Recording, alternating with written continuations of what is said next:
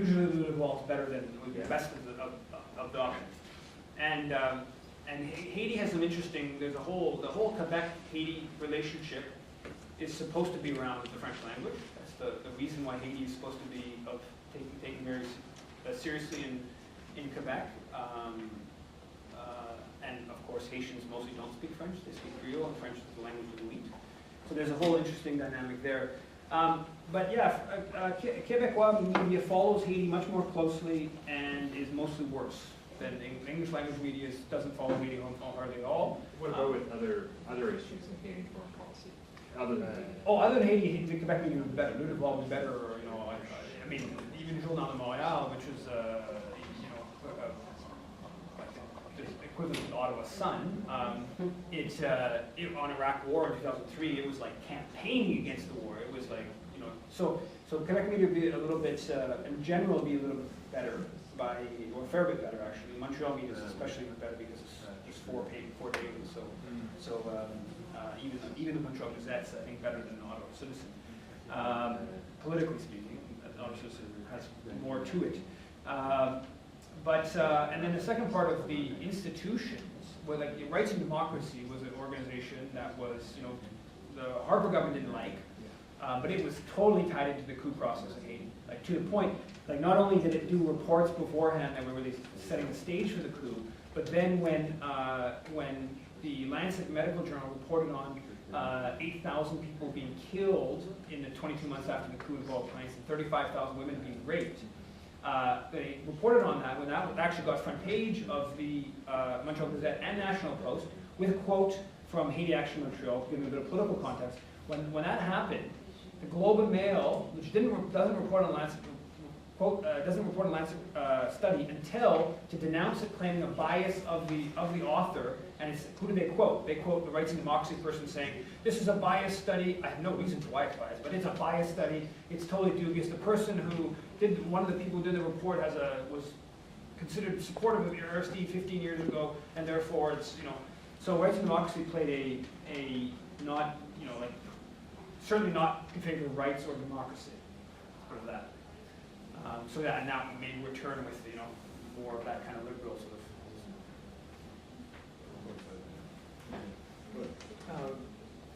When you were talking about the different sources of funding,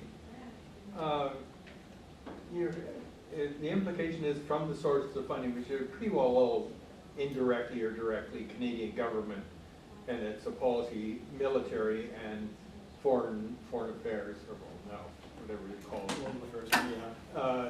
But some of the organizations that serve it has appeared to me in the past that sometimes the organizations get the money and they do some good studies and they do some bad studies, and a lot of times there's a lot of freedom in it, but I think there's also that they try to put their twist on what they want them to do, but I think there's a few renegades in there that do quite independent work. So I think a lot of times we have to focus on the author or the individual and where their biases are coming from. I know that they're engendered through growing up and getting all this stuff over their lifetime, but I think there's some, I don't know where else we'd get any money. I guess we've got to somehow impress people who do the work to be independent, because the money was supposedly arm's length. Sometimes the arms are very short. But this is so universities. Okay, universities are mostly funded, or now it's probably half or whatever the proportion, mostly funded with public money. I'm not arguing against public money as a source, but there are, and I don't think they're completely unbiased, but there are academic sources of funding that they deal with the bias. We're not talking, in this case, we're talking about the military directly, the institution which has the clear political objective in this area, funding a university program, versus, okay, let's put some public money into it. I see that in the military quite differently. Sorry? See that versus the military. Well, quite differently, but like, in terms of being critical of Canadian foreign policy, how different are they? Well, you have to look at the individual studies, I would think, on that. No, I went through North-South Institute, right? People have this view of North-South. I went through I didn't read all, they've published hundreds and hundreds of studies over the, 70, I think it was from 76 to 2014 or whatever they ended. I looked at the titles at the Concordia Library, like, I don't know, 50, 100 titles, like I have the number somewhere in the book, I think. And, you know, yeah, they're not the same. I'm not saying that they're coming from the same ideological perspective as the military, but in terms of critical of Canadian foreign policy, yeah, I would say, if anything, in some ways, the military, they're allowed to be, they're critical from the right. They're allowed to be sort of critical from the right, whereas like the North-South Institute, you find stuff about the North-South Institute saying, take Haiti. Find something about the North-South Institute talking about the Ottawa Initiative of Haiti. I'm not certain it didn't happen, but I'd be pretty surprised to find it. Find something about North-South Institute, you know, talking about Canada's role in the dispossession of Palestinians. I'm not sure they didn't do it, but I'm surprised they did. So yes, they'll talk about more aid. They'll talk about talk big picture. Or we need UN. The UN is better than. But when it comes to like being critical of Canadian foreign policy, they walk on eggshells. And the one good thing we got to give the Harper government is they exposed it. They exposed how it works. When the government doesn't like it, they shut the tap off. Yeah. That's the one good thing I got to give to. It was actually doing their own interest, but they didn't know it. Harper didn't understand things like that. Yeah, I mean, and that I think there's another argument. That's a more sort of sophisticated liberal kind of way of understanding. I sort of agree with you on that. But yeah, no, the Harper government was like, if it's not completely aligned, we can't, you know. And the same thing happened with NGOs, right? But it didn't just start with the Harper. There's a history of CETA chopping NGO budgets when NGOs started saying things they didn't like to hear, right? So it didn't just start with Harper. Harper was crass about it. And I'm not arguing that, this is not an argument against individuals who work for those institutions. I'm looking at it from a structural institutional level, not to say there aren't, within that there's some room in here and there, right? And there are tensions there, and I'm not arguing against individuals that go in or inside those institutions and then try to push it in a better way. I'm not that, the world is the way it is, and you do whatever, but let's not be naive about the structural dynamics, and let's not be naive also about the power imbalance. The North-South Institute is not like operating equal with CETA, right? It's not, the CCIC is not, the Canadian Council for International Cooperation, it's not operating at equal, they sit down at the table and CETA and the CCIC both have equal balance of power there. No, CETA is the source of power, and CCIC is, to a large extent, the recipient of, And if you're a researcher in the North-South Institute, you don't decide on your own that you're going to study this or that or whatever. There's a vetting process that gets you there. yeah, and the higher you up, I'm not knowing all the internals of the North-South Institute, the higher you up, the closer you are to the winds of what the CETA officials want to hear and all that kind of stuff. Or you don't get to be higher up unless you're in agreement. Thank you very much for what you've done. Thank you very much. I walked into a monument in Brockville just last week. It was a monument put up in 2011 against violence against women. Within 50 feet was a monument to a fighter jet. It was the Golden Hawks, which have been discontinued, then replaced by the Snowbirds, and apparently there's another few $100 million going to be spent on a new series of these jets, which have done hundreds, I think in the range of over 300 air shows across the continent by each of those different groups. Now that's military propaganda, and other programs are suffering. And then when you consider the development of how the ability to fly was then amalgamated with putting a machine gun on a plane, putting chemical bombs on a plane, and then these things are actually capable of taking nuclear. So all of that development took so much money away from programs that would make life better. So what you're doing is very, very important. And that's where, like just to get into, air shows to a large extent are military propaganda, right? That's how they end. Recruiting is also a large part to create a kind of cultural, positive sentiment towards the military, which then has a, but I, like the question of most money that goes into the military, you know, there's some of it that's a large part of the salaries and people get by and whatever. I'm not making a comment on that, but most of that money should go to other things. And in our here and now today, it should go to particularly things that deal with transitioning away from fossil fuels, right? I think that you can just chop the $20 billion going to the military, take a huge amount of the people working in that field, move them towards work and stuff that's about transitioning away from fossil fuels. But you find that you don't hear that from like anti-war groups that are disconnected. You'll hear that. But if you listen to like what people at the Rideau Institute say, right? You listen to what someone like Walter Dorn, right, Canadian military, Royal Canadian Military College, and regularly Rideau report people. They argue for peacekeeping, right? So they basically, the debate is between, okay, these like hard-line militarists who just want more military spending, want to like get right on the border with Russia, want to, you know, join the Americans wherever the Americans are doing their thing, and then there's the opposition, which is the sort of, okay, well, we kind of just need to put more money to focus on peacekeeping and just ignore what's behind peacekeeping, i.e. Canada's peacekeeping mission in Haiti, or the coup in Haiti was a peacekeeping mission, before elected government, or other historic peacekeeping missions. Killing of Patrice Lumumba in the Congo was a Canadian peacekeeping mission, or even the Korean War.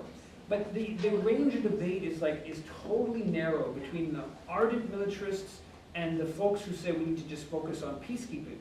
Well, this whole other discussion, which is let's get rid of that $20 billion that we're wasting on this, and let's cut it down. Let's do what the Haitian government did, and leave it as just a band. Leave the military as just a marching band. Let's take that $20 billion and do it. Put transition off fossil fuels. Let's whatever. That discussion is even the sort of more liberal end is outside of bounds, and there's a bunch of reasons for that, which is that everything from the funding sources, where these in the case of Walter Dorn, he's an academic at the Royal Military College, and it would be difficult to stay in this position if he went too far outside. To the fact that so much of the discussion is bought and paid for by the military, and so that's why they make the point again about the idea of Canadian Foreign Policy Institute, and this is just one idea of many other things, is to try to develop a hub of ideas and thinking that is not connected to military money, CETA money, whatever, that is explicitly based upon, let's pull out, if we're talking about what's important, let's not talk about, okay, the ardent militarism or peacekeeping, let's talk about reducing the military. That's the premise. Let's talk about getting out of NATO, get out of NOWAR-Paix. That's all front and center. If somewhere along the line a peacekeeping force is useful, that may be the case. And I think there's some utility in that as a theoretical. Let's talk about reducing the power of the Canadian military. And I think that it's very important to develop those institutions or networks that can put out those kind of ideas. So that's a bit of a rant. What you just No, go ahead. when you just I used, before I retired, I was Sustainable Development Technology Canada. The military was very clever even on that issue that you just talked about. What they did is they earmarked a lot of their funds for alternative energy and energy efficiency. And organizations that came to us that couldn't get enough money and come with research ideas, we didn't have the money, and they were cutting the budgets to CanMet and NRC, but there was money for doing the same thing as long as you could put a military twist on it, even if it was just building. We sent people over there to get that money because it was the only place there was some money. So they were clever enough to say, let's get on side with the public issues and make. Now, it's not the majority of their budget, it's only a little bit of their budget, but they got on side with that stuff, so then they look good. When in fact the military is one of the most ecologically damaging institutions.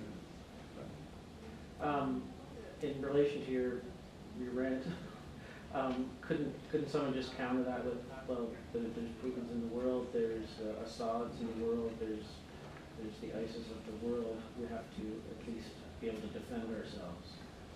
How would you counter that kind of argument? It's kind of the chicken and egg. They kind of created these monsters through their military imperialistic actions. I mean, at the big picture level, Canada has, there's only one country that's going to invade Canada. And the forces that, the people who are arguing, who make the argument for the military are also the ones who are most ardent in making sure that that military would never be able to counter a U.S. invasion. I.e., let's get as tightly tied into that U.S. military as possible, right? So, I mean, you know, I definitely would have a sympathy towards the, you know, Costa Rican or Haitian position of let's move toward, if not no military, pretty close to that. And you know, that's not to say that there aren't lots of problems in the world that do have, you know, they're realistically, there's nothing but a military. I mean, in the case of ISIS, there is nothing but a military solution, or part of it has to have a military component to that solution. I think there are all kinds of other things that need to happen alongside that. So I'm not a you know, a principled pacifist that doesn't believe there's any role for war. Obviously, we want to make it as little as possible. But no, I don't think, I think you look at the Canadian military, I don't see, there's one war that Canadian military, one war that Canada's done that's a justifiable war, which is World War II.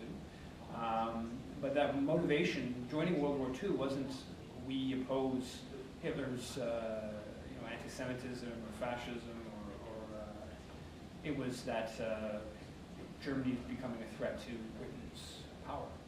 And we're going to support Britain going to war. And that's the motivation for going to World War II. All clearly, you know, it was justifiable, even though lots of how it was fought was you know, very morally unjustifiable. But big picture, if World War I hadn't happened, exactly, no, exactly. And so, and even if there would be, hadn't been the concrete on that, like if there hadn't been,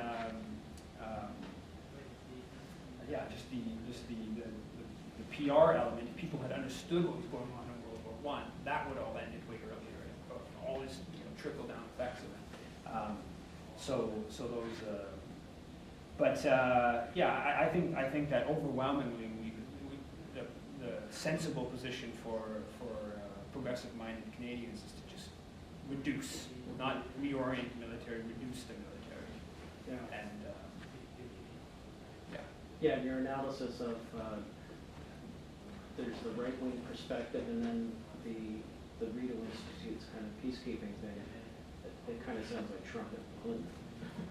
And it should also be pointed out that I maybe didn't fill the circle or whatever on this, but the military, for a big chunk of time, in the early 90s, the military viewed the peacekeeping argument as the best way to get, to justify budget, not be having a budget cut. So they wanted to put the we are peacekeeping, whatever, because that sold the best for the public. So define the Canadian military as like a peacekeeping force.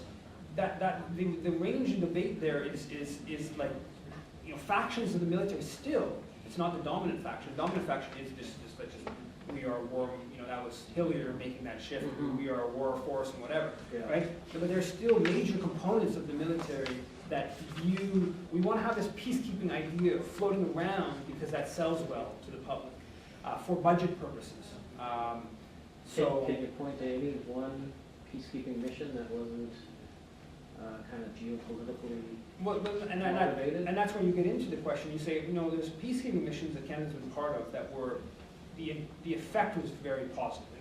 Suez in 1956 is an example where the effect was positive. Clearly, you know, Britain, France, Israel invade Egypt.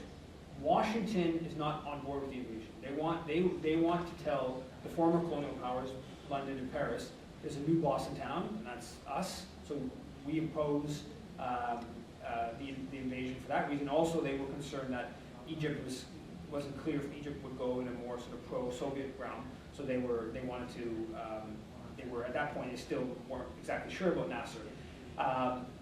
So they opposed the invasion, and that's why Pearson comes up with the peacekeeping mission, is to basically, how do we get out of this mess? How do we help London get themselves out of this mess where Washington is putting heavy pressure, including like cutting off financial support for England at that point. And so the peacekeeping force was designed to get Britain and France out of and Israel out of this mess. The effect of it was positive, right? It was, and effectively ended up enhancing sort of a nationalist Egyptian position and whatever. But the motivation was clearly geopolitical. I mean, Pearson says as much himself. It's not, he wasn't hiding that. You know, Cyprus, I think, was positive. There are other missions where they're positive.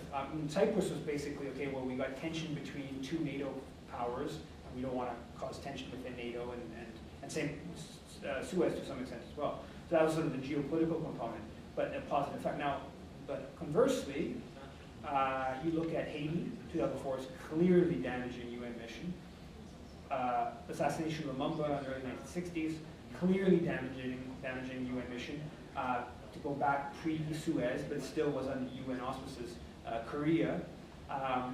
So, you know, it's, I would argue that there's never been a large number of Canadian troops sent abroad for like helping people, right? It's always been a geopolitical or corporate kind of dynamic behind it. Doesn't mean that they haven't helped people in that process, but that being the central motivating force. If you probably remember from going to Haiti, but in Haiti what you would usually see would be, like, let's say, Filipino troops, and there'd be like a Canadian skulking around in the back if you looked closely.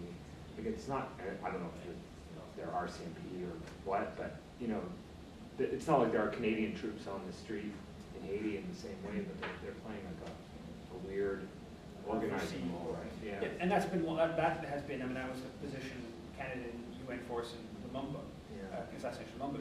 It wasn't that many, it was almost 2,000 Canadian troops sent over a 4-year period, so it was decent numbers.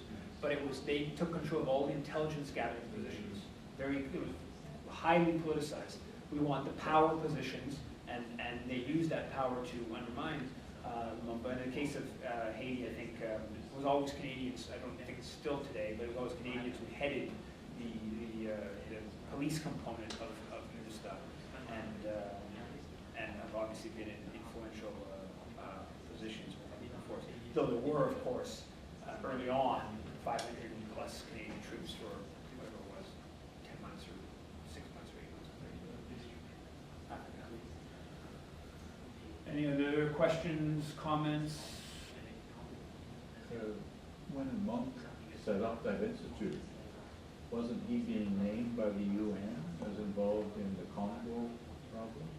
In the map, wasn't he one of the listed of Canadian mining companies involved in 6 million people dying in Congo? Yeah, I mean, Barrick was definitely, that was right around the time when they were getting operated in Eastern Congo. I don't know if he was specifically named at that point. The company. The company, yeah, but that was part of why he, somewhat speculative, I can't say I got the 100% confirmation, but that why he appointed George Bush and Brian Mulroney to the board was for their contacts, particularly George Bush was contacts in political players that helped get their operations off the board, because they're tied in with the Rwandan, Ugandan invasion into the Congo in 1986, and Washington backed that invasion.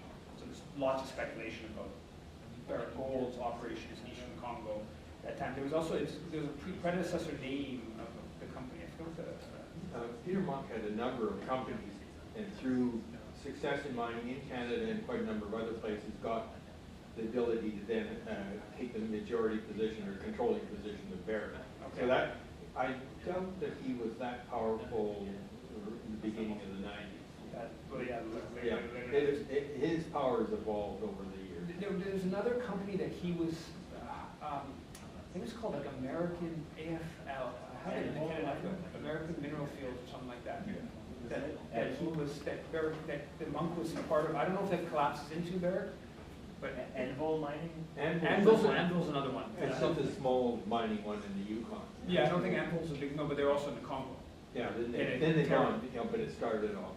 Yeah, they had a terrible massacre there. No, it's I think I have the name in the Canada and Africa book. I think it was called American Mineral Field. But yeah, there was speculation.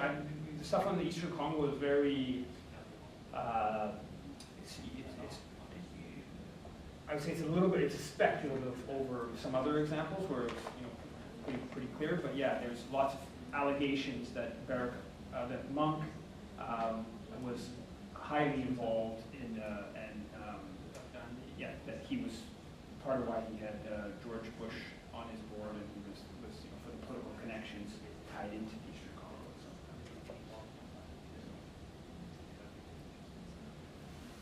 Any other questions, comments, criticisms? Oh, yeah, criticism. Yeah, sorry, I missed that part of the discussion, so maybe what I'm gonna say has been covered already, but so you wrote a book about Harper's foreign policy called Ugly Canada. So I was wondering, so far, what are your thoughts about the new foreign policy of Canada under the Liberal? Well, I think Trudeau's better. Trudeau's clearly better than Harper, so I'd say that right off the bat. It's not. You gotta you look at it closely, and you say something like Syria and Iraq. He ends the bombing campaign, but triples the number of special forces. Probably, big picture, you'd probably say that's better. I think there's a little bit of lessening of the beating the war drums with Russia. It's a good thing. But at the same time, they're going ahead with troops on the border, right? They're not as over the top, and they're pro everything Israel does. But he goes to the Shimon Peres's funeral. Has there been any movement on the mining question? That's one I thought there may actually be some movement, but that's really been out of. So they could bring in a Bill C-300 tomorrow if they wanted to, right? I don't know if that was in their platform. I know I think they had something in their platform about mining, international mining restrictions. You could at least get the seat of officers out of promoting the mining companies instead. Yeah, yeah. But that goes both. That goes on. That started before Harper. He furthered it, but there was examples of that kind of stuff before. So yeah, no, I think that. Yeah, it's the Iran. I'd say Iran is one where it's positive. Positive changes. You got to kind of go each one and look at it, and the general tone is definitely better. The underlying policies, less clear. So tone isn't nothing. It isn't nothing, but it isn't. It's certainly not everything. It's still like a big ship, and he's trimmed it a little bit this way. No. But there isn't enough time to say whether he's getting results yet. And so much of that's up. It's up to us, right? It's like if there's going to be push. I would say on the mining question, there's an opening. If social movements in this country could, ramp up a campaign on that, the chance of having some effect under Trudeau is, let's say, significantly higher than under Harper. So, but conversely, part of the problem is that people really believe that this is just a all sunshine government, and they just like him, he's likable, and progressive people, right? So that undermines the ability to get a campaign going. That's distressing. Yeah. It's a propaganda system. Yeah. Yeah, he's a front. Yeah. So. I have to go. It's 20. It's 20. Thank you very much. So yeah. So anyways, there's books there. The latest book is 20. But I always tell my books on a sliding scale, so lower income people can pay for those 12. Any other? This might be a little bit off topic, but isn't the Canadian government, What happened to our work? Yeah. There's goods and there's positives and negatives in that. No. We just hope for the best, yeah. Yeah, thanks. Thank you. probably a little bit off topic, but isn't the Canadian government like very nature foreign? From the standpoint of First Nations? Well, just from the standpoint of, that's one way you look at it, but just in itself, isn't it foreign in itself? You mean like foreign in the sense that it's disconnected from the population, or just like imposed? From the land, like, from the land. Aren't all the institutions basically based somewhere else? Well, a lot of the institutions are based here. No, I meant physically based here, but I meant the actual doctrine, structure, isn't that foreign to the Americas? Yeah, well, I mean, it's a certainly, little off I mean, it's all topic. part of the process of European, colonization. Colonialism, that's why I came to Yeah, your. Yeah, no, it's all, clearly all across the, from the So separate First can you Nations. still classify them as foreign European corporation? Or Yeah, I mean, you can, I wouldn't do that, because I think that, that can also lead to, people not taking kind of, responsibility for the, for what we're kind of complicit in. I think that the Canadian government is mostly responsive, not entirely, but mostly responsive to sources of power within what are the current borders of Canada. Major corporations, wealthy people, different structures that operate within Canada. So to just sort of say, oh, it's like some foreign thing is obviously correct at the level of how the colonization process, but from the standpoint of changing things or improving the situation, that can also lead to, I mean, a common thing people say is that it's all because of Washington, right? Everything, Ottawa just follows whatever Washington does, and that can lead to a little bit of a like passing the buck kind of element. Yes, we were colonized by European powers, but that's so long ago, and our industrial structure, our ownership and control of our industry is fully integrated with the Americans, and even a lot of the European-based companies, they're multinationals now. So that type of foreign doesn't mean anything to our policy at this point. It's still multinational with their interests of whatever they are around the world. these multinationals are all European-based. Is there No. any, no, when I'm saying European-based, is there any, like you say, I'm not gonna go to like First Nation people, but is there, so-called Americans, are they really Americans? Well, Like in terms of like, America is not the whole continent? How is it that US is American and the rest of it's not? Like, yeah, no, but I mean, I think that certainly it's not the corporations that the Canadian or American corporations that are multinational, powerful multinationals are certainly not being run by Indigenous people, Okay. or right. So at that level, but so it's people of European descent or white people well, European descent. Yeah. I wouldn't say white people, but European descent. Yeah, That's- that are dominating corporations. But it's still to a large extent the modern form of capitalism has obviously England was a major source, but U.S. capitalism has been for the last at least century has been at the forefront of developments in capitalism, and that's so in that sense it's indigenous to what the U.S. or whatever.